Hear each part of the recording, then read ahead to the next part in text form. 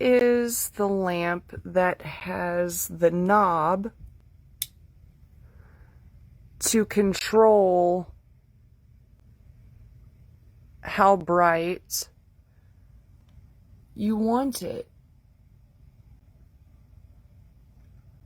That is all the way up. This lamp sits very squat. I know the dimensions, I looked at all the dimensions, but it still is very short compared to what I was expecting, I guess. Right here, this is where I usually set my phone, chapstick, whatever.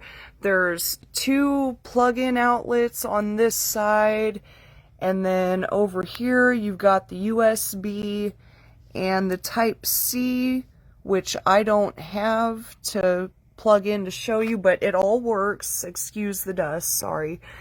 But yeah, both of the plugins work. It works exactly as described.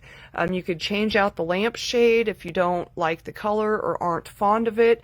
Something that I thought was neat about this, though, was the bulb itself that came with this light.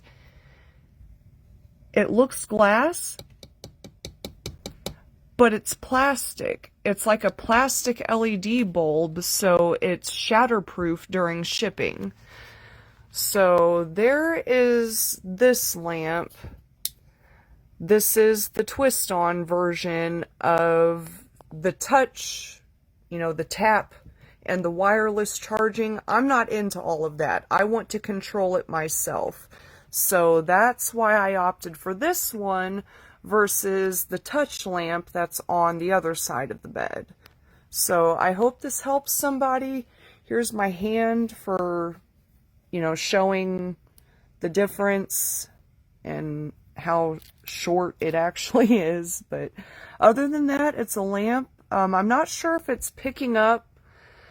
The light in this one does randomly flicker, like the bulb's about to burn out, but I have not changed the bulb since we got the lamp to see how long it lasts.